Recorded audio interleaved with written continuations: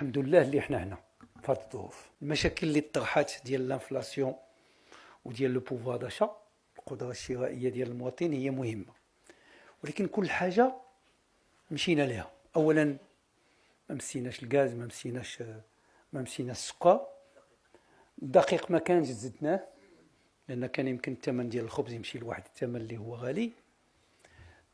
اللي طلعوا الاثمنه ديال البترول درنا الدعم مول الطاكسي، مول الكار، الطوبيس، هذاك اللي كيهز الخضره. دوك مشينا بالخصوص لداكشي اللي كيهم الاسره، دوك درنا لهم الدعم باش يبقاو الاثمنه ما تحركوش منه. دونك انا غياجي الضو في العالم الثمنات في ثلاثة لو كيلووات. حنا بقينا في نفس سميتو، عملنا 5 المليار طونسبور اللي تكلمت عليه، 5